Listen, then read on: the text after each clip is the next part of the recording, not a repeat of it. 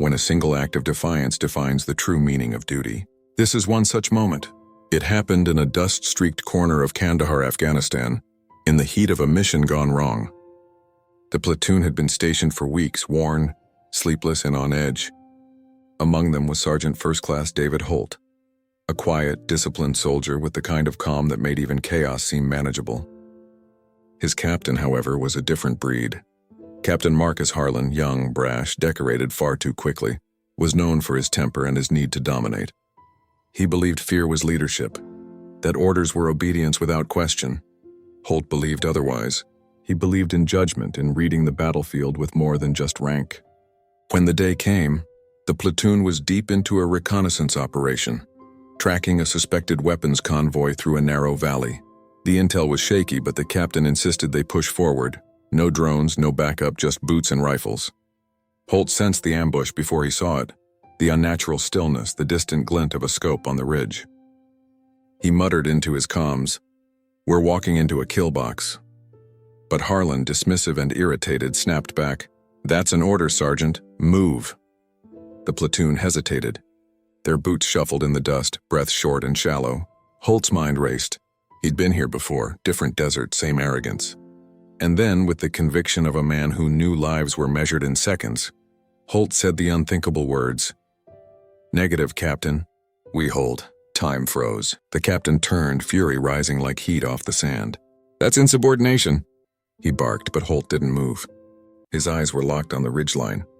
And then it happened. The flash, the whistle, the explosion. A mortar slammed into the dirt exactly where the captain had ordered them to advance. The shockwave rippled through the air, dust and fire consuming the path ahead. For a full heartbeat, the world went silent. Holt's voice broke through the static. "Cover positions now!" The platoon dove for protection, the training kicking in. Harlan hit the ground, dazed, realizing in that split second that the man he'd almost punished had just saved all their lives. In the immediate aftermath, the smoke hung heavy. The radio crackled with reports. No casualties, only shaken nerves.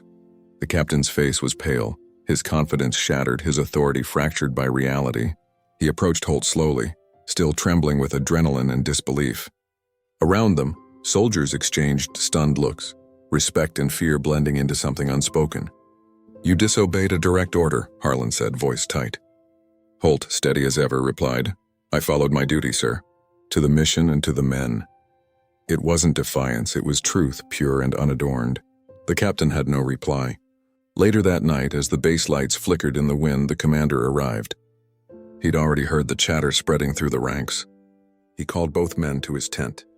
Harlan reported first, formal and mechanical, taking responsibility for the error. Then Holt spoke, measured and factual. "Sir," he said quietly, "orders are tools, not chains. A soldier's first duty is to think." The commander nodded slowly. "You may have broken a rule, Sergeant," he said, "but you reminded this unit why those rules exist." The next morning, the captain called the platoon to formation. The sun rose over the desert like a verdict. Every man stood silent as Harlan stepped forward. "Sergeant Holt," he said, voice firm but stripped of ego, "you did what I couldn't. You saw what I didn't. You saved my men. That's leadership." The platoon exhaled collectively, the respect for Holt now undeniable.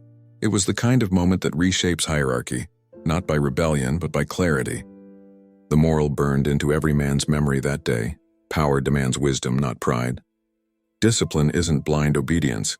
It's the courage to act when others hesitate. Years later, long after the war ended and the uniforms were folded away, that day in Kandahar lived on in whispers. Holt had retired quietly, far from the noise of command, teaching young recruits the art of controlled instinct, the power of calm amid chaos. His story became unofficial doctrine across training camps. The tale of the sergeant who defied a captain and saved a platoon. Even those who'd never met him spoke his name like a compass point in the fog of combat. On the wall of a small training room in Fort Benning, a quote was painted above the entrance. No signature, no title, just words every soldier understood.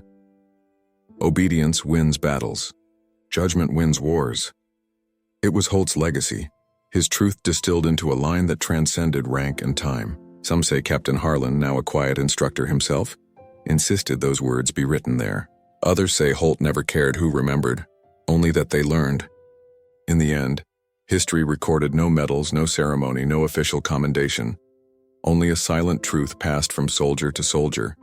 And if you listen closely, even today among the boots and the dust, you can still hear the whisper of that lesson echoing through every platoon that faces impossible orders and impossible choices.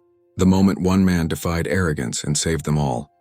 Don't forget to like, comment, and subscribe for more powerful stories from current USA Army, U.S. Navy SEAL, U.S. Marine, and USA Air Force.